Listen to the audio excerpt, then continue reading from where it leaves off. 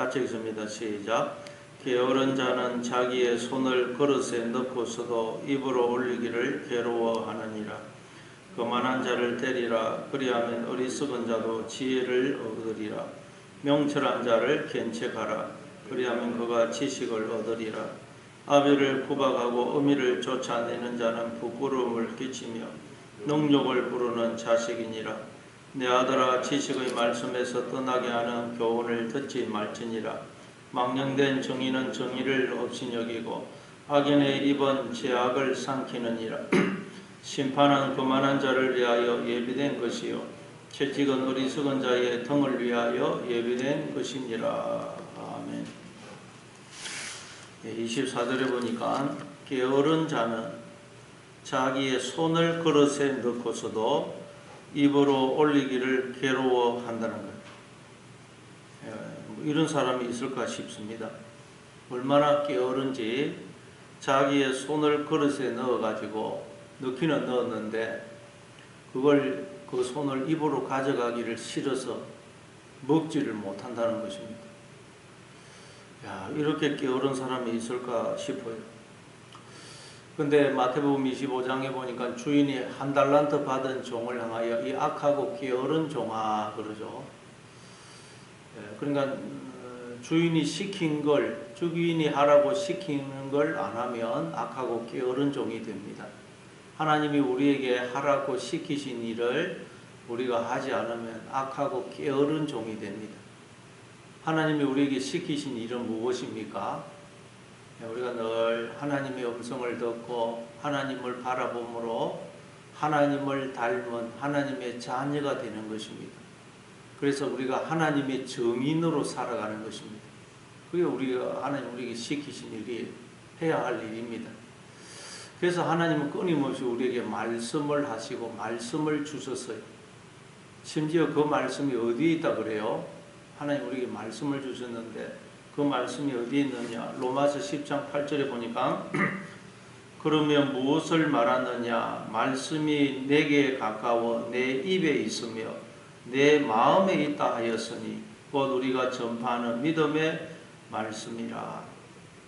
말씀이 우리의 입에 있고 마음에 있다는 것입니다. 그런데 인간들이 얼마나 게으른지 입에 있는 말씀을 먹기를 싫어하더랍니다.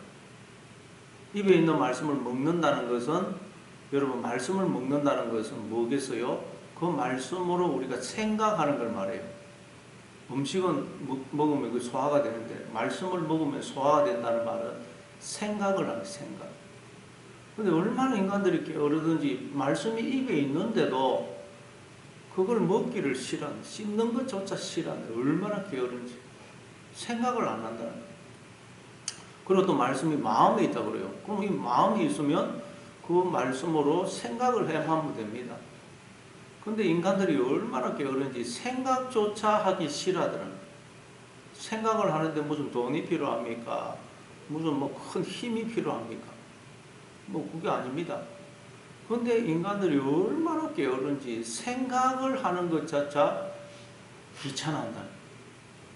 그래서 이 하나님의 생각을 못하고 제대로 된 생각, 믿음의 생각, 영의 생각을 못해서 자꾸 부정적인 생각, 불신앙적인 생각을 해서 늘 기쁨과 감사를 잃어버리고 살더라는 먹지를 못해서 굶어 죽고 가고 있더라고요. 이게 인간의 실생이 얼마나 게으른지 인간들이 생각조차 하기 싫어한다는 거예요. 그래서 지금 하나님이 우리에게 말씀하는 게 우리를 향해 어떻게 너는 손을 그릇에 넣어가지고 그거 손을 입으로 가져가는 걸 귀찮아서 먹지를 못해 굶어주고 있느냐. 내가 말씀을 네 입에다가 넣어주고 네 마음에다가 넣어놨는데 입에 있는 말씀을 먹기 싫어하고 마음에 있는 그 말씀 그것으로 생각을 하기만 하면 되는데 영의 생각, 믿음의 생각, 하나님의 생각을 하기만 하면 너는 이 땅에서 풍성한 생명을, 영생을, 기쁨과 감사를 누리면서 살 수 있는데 얼마나 게으른지 네가 생각을 안 해가지고 지금 기쁨과 감사를 다 잃어버리고 지옥을 살고 있노. 그렇게 물으시는 거예요. 참 기가 차죠. 하나님 볼 때 인간들이 얼마나 게으른지 생각하기를 싫어합니다. 생각. 그리고 신앙생활에 여러분 생각하는 생각, 바르게 생각하는 우리가 바르게 생각할 수 있도록 하나님 말씀을 입에 마음에 넣어주셨다는. 그런데 인간들이 그럼 우리가 기쁨이 없고 감사가 없는 이유는 게을러서 그렇다. 게을러서 악하고 게으른 종아 그러죠. 기쁨이 없고 감사는 그거 없는 건 다른 게 아니고 게을러서 그렇다. 그래서 오늘도 여러분 입에 있는 그 말씀, 하나님이 넣어두신 그 입에 있는 말씀을 열심히 먹어서 또 말씀에 있는 마음에 있는 그 말씀을 붙들어서 오늘도 믿음의 생각, 영의 생각, 하나님의 생각을 함으로써 오늘도 풍성한 생명을 기쁨과 감사가 넘치는 삶을 사시는 그런 하루가 되시기를 바랍니다. 25절에 그만한 자를 때리라. 그리하면 어리석은 자도 지혜를 얻으리라. 명철한 자를 견책하라. 그리하면 그가 지식을 얻으리라. 그만한 자가 꼭 게으른 자입니다. 게으른 자, 그만한 자, 어리석은 자를 하나님이 징계하시고 또 채찍질 하신다는 거예요. 왜요? 바르게 생각을 해가지고 지혜로운 자가 되라고, 참된 생명, 풍성한 생명을 살라고 하나님이 계속 게으르고 어리석고 또 그런 우리를 징계하신다. 히브리서 12장 5절에도 보면 우리가 하나님의 사랑하시는 자녀이기 때문에 우리를 징계하시고 또 받으시는 아들이기 때문에 채찍질 하신다 그러죠. 그러니까 여러분 우리가 받는 이 징계, 채찍, 우리가 인생을 살아가면서 받는 징계, 채찍, 그것은 하나님이 우리에게 복 주시려고 우리를 지혜롭게 하시려고 하시는 손길인 것입니다. 요셉이 노예로 팔려가고 감옥에 갇힌 것도 징계라고 할 수 있어요. 하나님이 요셉에게 하신 징계고 채찍이라고 할 수 있어요. 그 징계와 채찍을 통해서 요셉이 지혜로운 자가 되어서 바로의 꿈을 해석해 주죠. 그래서 애굽의 총리가 되는 것입니다. 오늘도 여러분 내 인생에 일어나는 여러 가지 일들은 하나님이 나를 지혜로운 자가 되게 하기 위해서, 복을 주기 위해서 하시는 징계다, 징계. 하나님이 나를 사랑하시기 때문에, 내가 사랑받는 자녀이기 때문에 나를 징계하신다, 채찍질 하신다. 그래서 감사하시는 여러분 되시기를 바랍니다. 또 26절에 보니까 아비를 구박하고 어미를 쫓아내는 자는 부끄러움을 끼치며 능욕을 부르는 자식이니라. 아비를 구박하고 어미를 쫓아낸다 그래요. 아주 그냥 불효자도 보통 불효자가 아닙니다. 그래서 불효자는 부모에게 부끄러움을 끼치고 능욕을 부른다는 거예요. 그렇죠. 자식이 불효자가 되면 참 부모는 마음에 기쁨이 없습니다. 기가 죽고 고개를 숙이고 삽니다. 늘 부끄러움과 능욕을 당합니다. 그러나 자식이 효자이면 부모는 마음에 기쁨이 넘칩니다. 당당하고 어깨를 펴고 고개를 들고 살고 사람들도 부러워하고 존경합니다. 부모가 존귀와 영광을 받느냐 그렇지 못하느냐가 자녀에게 달려있죠. 그런데 우리가 하나님의 자녀예요. 우리가 하나님의 자녀답게 살지 못하면 하나님이 부끄러움과 능욕을 당하신다는 거예요. 그러나 우리가 하나님의 자녀답게 살면 하나님은 영광과 존귀를 얻으십니다. 하나님이 영광과 존귀를 얻으시느냐 부끄러움과 능욕을 당하시느냐가 우리한테 달려있다는 거예요. 이 참 우리는 몰랐죠. 근데 여러분 우리가 하나님이 우리 때문에 부끄러움과 능욕을 당하신다는 것도 참 우리는 놀라운데 하나님은 우리 때문에 부끄러움과 능욕을 당하시는데도 그냥 당하고 계신다는 거예요. 우리 같으면 그냥 뭐 바로 심판해가지고 혼을 내주고 버리고 쫓아내두든지 할 텐데 하나님은 우리 때문에 그냥 부끄러움과 능욕을 말없이 당하신다는 거예요. 그걸 예수님이 오셔가지고 우리 인간들한테 멸시, 조롱, 능욕을 당하시고 십자가에 달려 죽으시는 것을 통해 보여주신 것입니다. 내 때문에 지금까지 하나님이 너무너무 부끄러운 것 능욕을 당하셨다는 거예요. 이거 생각하면 우리는 너무너무 부끄럽고 막 죄송스러운 거예요. 여러분 왜 그러냐? 우리가 하나님의 자녀이거든. 하나님 우리 아버지시고. 그래서 하나님이 당신을 드러내시고 존귀와 영광을 받으시느냐? 하나님이 안 계시는 것처럼 숨겨지고 가려지고 부끄러움과 능력을 당하시느냐가 누구한테 달려있다고요? 자녀인 나한테 달려있다. 나한테. 그럼 이거 생각하면 얼마나 우리가 정신을 차려야 되겠어요. 그래서 오늘도 여러분 아직 하나님의 음성을 듣고 하나님을 주목하셔서 우리가 하나님처럼 생각하고 말하고 행동함으로 하나님의 자녀답게 사심으로 하나님을 드러내시고 하나님이 존귀와 영광을 받으시게 하는 그런 하루가 되시기를 바랍니다. 그러니까 하나님의 존귀와 영광이 꼭 나의 존귀와 영광이에요. 하나님이 부끄러움과 능력을 당하시면 그게 여러분 나의 부끄러움이고 능력인 것입니다. 자, 그리고 또 27절에 보니까 내 아들아 지식의 말씀에서 떠나게 하는 교훈을 듣지 말지어다. 또 우리를 향해서 하나님이 내 아들아 그래. 우리가 잠언서 살펴볼 때 앞에서 보면 계속 하나님이 내 아들아 그러죠. 내 아들아. 로마서 8장 17절에 보면 자녀이면 곧 상속자 하나님의 상속자니 그러죠. 우리가 하나님의 아들이다라는 말은 하나님의 상속자, 후계자라는 뜻이에요. 그래서 지금 하나님 우리를 향해 내 아들아 그러시는 것은 무슨 의미겠어요? 내 아들아, 너는 나의 상속자, 후계자로서 하나님 나라를 상속받기 위해서 양육받고 있는 거야, 양육. 근데 그 양육받을 때 제일 조심해야 될 것이 무엇인지 내가 말해줄게. 지금 그런 의미가 담겨 있는 것입니다. 내 아들아 부르실 때는. 그럼 여러분 우리가 인생을 살아갈 때 저 양육을 받을 때 가장 조심해야 될 게 뭐냐? 꼭 기억해야 될 게 뭐냐? 지식의 말씀에서 떠나게 하는 교훈을 듣지 말지니라. 우리를 지식의 말씀에서 떠나게 하는 교훈이 있다는 거예요. 교훈. 지식의 말씀은 뭐겠어요? 지식은 하나님을 아는 지식을 가르치죠. 예, 죄송합니다. 하나님을 아는 지식. 하나님이 누구신지를 알게 되면 우리는 내가 누구인지를 알게 돼요. 그래서 이 지식이란 내가 누군지, 하나님은 어떤 분이신지, 하나님과 나는 어떤 관계에 있는지를 알게 해주는 지식. 다시 말해서 나는 누군지, 왜 이 세상에 태어나서 인생을 살며 어떤 인생의 과정을 거쳐서 우리는 어떤 목적지에 이르게 될 것인지 거기에 대한 지식이에요. 그 지식의 말씀에서 우리를 떠나게 하는 교훈이 있다는 거예요. 우리를 자꾸 우리 생각을 속여서 우리를 속여서 내가 누군지를 잊어버리게 만들고 곡해하게 만드는 교훈이, 말이, 가르침이 있다는 거예요. 뱀이 있다는 거예요. 항상 우리에게 이 뱀이 있다는 걸 알아야 됩니다. 도둑이 있다는 걸 알아야 됩니다. 요한복음 10장 10절에 보니까 도둑이 오는 것은 도둑질하고 죽이고 멸망시키려는 것 뿐이요 내가 온 것은 양으로 생명을 얻게 하고 더 풍성히 얻게 하려는 것이라 그러죠.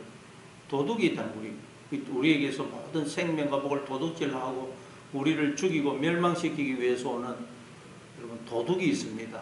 교훈이 있어요. 이 도둑놈에 속아가지고 도둑을 당하고 속아서 우리가 생명과 평안을 다 빼앗기고 기쁨과 감사를 잃어버리고 살아가고 있다는 거예요. 그래서 여러분 우리는 늘 이 땅을 살 때 항상 도둑이 있다. 우리를 하나님에게서 멀어지게 하는 잘못된 교훈이 있다. 이 사실을 알아야 됩니다. 요한계시록 12장 7절에 보면 이걸 갖다가 온 천하를 깨는 자라, 온 세상 사람들을 속이는 자라는, 온 세상 사람들이 다 쏟고 있다는 거예요. 그래서 하나님이 없다 그러면서 하나님을 안 믿고 있다는 거예요. 우리도 속아서 기쁨과 감사를 잃어버린다는 거예요. 그리고 우리가 기쁨이 없고 감사가 없는 건 다른 이유가 아니라 속아서 그래, 속아서. 그래서 하나님이 내 아들아 지식의 말씀에서 떠나게 하는 교훈을 듣지 말아라 제발. 그건 거짓말이다. 속지 말아라. 속지 말아라. 그럼 오늘도 기쁨이 없고 감사가 없다. 막 내 마음에 두려움, 불안, 염려가 생기고 짜증이 나고 누구가 미워지고 내가 또 속아서 그렇구나. 지금 내 속에 또 도둑이 뱀이 들어와서 그렇구나. 빨리 정신을 차리고 하나님을 찾고 하나님 도와주십시오. 하나님 음성에 귀를 기울이시는 여러분 되시기를 바랍니다. 여러분, 그래서 신앙생활은 이 뱀의 소리가 아닌 하나님의 음성을 듣는 훈련을 하는 거예요. 그래서 우리가 뱀의 소리가 아닌 하나님의 음성을 듣게 되면 우리는 하나님 나라를 상속받게 됩니다. 그래서 열왕기서에 보면 수많은 왕들이 나오죠. 그 왕들을 평가하는 기준이 뭡니까? 읽어보면 그 왕이 하나님의 말씀을 잘 들었으면 선한 왕이고, 하나님의 말씀을 제대로 안 들으면 악한 왕이 됩니다.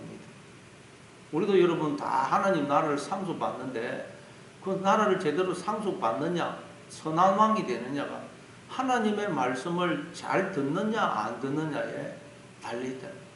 오직 오늘도 여러분 하나님 말씀을 붙들고 엉뚱한 생각하지 마시고 하나님이 나와 함께 하신다. 하나님이 나와 함께 하셔서 나를 지키시고 생명의 길로 선한 길로 인도하고 계신다. 늘 이 말씀을 붙드시고 그래서 모든 두려움 염려를 다 떨쳐버리시는 여러분 되시기를 바랍니다. 그리고 28절에 망령된 정의는 정의를 업신여기고 악인의 입은 죄악을 삼키느니라. 망령된 정인, 우리는 다 하나님의 정인이죠. 그리스도의 정인, 참된 정인으로 보냄을 받았어요. 그래서 우리는 하나님을 드러내야 됩니다.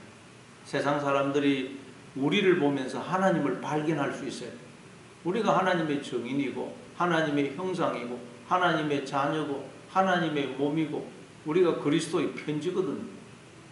그러니까 하나님은 당신을 드러내시느냐 아니면 세상 사람들에게 감추어져 있느냐, 우리한테 맡겼다는 거예요. 사람들이 왜 하나님 어디 있냐, 왜 그런 말을 하겠어요? 우리가 하나님을 드러내지를 못해서 그렇다. 우리가 하나님의 정인입니다. 근데 하나님의 이 망령된 정인, 거짓된 정인은 정의를 업신여긴다는 거예요. 정의라는 게 미시파트입니다. 미시파트. 이건 하나님의 성품, 속성, 하나님의 생각, 하나님의 결정, 판단, 그 모든 걸 포함해가지고 미시파트. 주로 성경에서는 공의, 심판으로 번역이 됐는데 이게 하나님의 모든 그런 속성, 성품을 나타내는 단어입니다. 미시파트. 우리는 하나님을 드러내야 되는데 망령된 정의는 미시파트를 업신여기더라는 거예요. 하나님을 드러내지를 않더라는 거예요. 그럼 누구를 드러내겠어요? 자기를 드러내, 자기. 여러분, 내가 나의 주인이 되어서 그냥 내 고집, 내 생각, 내 뜻, 막 그냥 고집을 주장하고 나를 자랑하면 우리는 망령된 정인이 되어버려요. 사람들은 그것도 모르고 그냥 자기 큰 소리 치고 자기를 주장하고 그러는데 그러면 망령된 정인이 되어버려요. 하나님이 나를 통해서 드러나지가 않아요. 그럼 왜 우리가 망령된 정인이 되어버리느냐? 악인의 입은 죄악을 삼키느니라. 죄악이라는 말이 아벤입니다. 아벤, 죄, 악, 헛된 말, 거짓말, 악, 그런 뜻이에요. 그러니까 여러분 하나님의 말씀을 이렇게 자꾸 먹어야 되는데 헛된 말, 거짓말을 자꾸 먹기 때문에 우리가 망령된 정인, 거짓된 정인, 하나님을 드러내지를 못하게 된다. 그러니까 신앙생활은 딴 게 아닙니다. 하나님의 말씀을 자꾸 여러분 받아들이는, 말씀을 붙드는 거예요. 다른 세상 뱀의 소리는 듣지 않고 하나님의 말씀 듣는 훈련. 이게 그런데 우리가 신앙생활에 얼마나 어려운지 몰라요. 또 어느 순간 우리는 눈에 보이는 현실만 바라보고 두려워하고 염려하고 절망하고 낙심하고 그래요. 와, 이 참 신앙생활은 이 보통 어려운 게 아닙니다. 계속 그래서 이 말씀을 하는 거예요. 오늘도 여러분 자꾸 눈에 보이는 현실만 바라보고 두려워하고 염려하고 절망하고 낙심하고 그럴 때마다 내가 또 지금 나를 하나님에서 멀어지는 잘못된 교훈, 뱀의 소리를 내가 듣고 있구나. 정신을 바짝 차리시기 바랍니다. 계속 그래서 성경이 지금 그걸 이야기하고 있습니다. 신앙생활이나 하나님의 말씀을 붙들고 하나님의 그 음성을 듣고 하나님의 생각을 하고 하나님의 시각으로 바라보는 그 훈련을 하는 것입니다. 29절에 심판은 거만한 자를 위하여 예비된 것이요 채찍은 어리석은 자의 등을 위하여 예비된 것이라. 우리가 그래서 자꾸 하나님 말씀만 들어야 되는데 뱀의 소리를 들으니까 눈에 보이는 현실만 보고 자꾸 우리가 판단하기 때문에 우리가 어리석은 자가 되고, 이 거만한 자라는 뜻도 되지만 또 어리석은 자라는 뜻도 됩니다. 어리석은 자, 뒤에 또 어리석은 자가 나오죠. 어리석은 자가 되기 때문에 하나님이 자꾸 우리를 심판하시고 채찍질하시고 징계하신다. 심판. 여러분 경기할 때 심판이죠. 그 심판은 선수들이 룰대로 이렇게 경기를 해서 경기가 잘 진행되도록 하는 사람이 심판입니다. 법정에 가면 또 심판관, 재판관이 있죠. 법을 집행해서 이 세상이 법대로 잘 진행이 되도록, 유지가 되도록 하는 게 심판입니다. 하나님도 우리를 심판하세요. 우리가 하나님의 자녀답게 살아가도록 계속 우리를 심판하는 것입니다. 그래서 애굽의 10가지 재앙이, 심판이 떨어지니까 이스라엘 백성들이 애굽에서 나오죠. 요셉도, 요업도 극심한 심판, 재앙을 당하지 않습니까? 그랬더니 그 심판을 통해서 정금 같은 믿음을 가진 자로 나오지 않습니까? 다 하나님이 우리를 계속 심판하십니다. 우리가 엉뚱한 길로 가면 우리를 바로 잡아주는 게 심판이에요. 그게 채찍이고. 그러니까 우리는 이 땅에서 계속 죄인이기 때문에, 어리석고 미련하기 때문에 하나님 계속 심판하셔서 엉뚱한 길로 갈 때마다 우리를 바로 잡는 것입니다. 그게 심판이고 채찍질이고 징계고 환난이라는.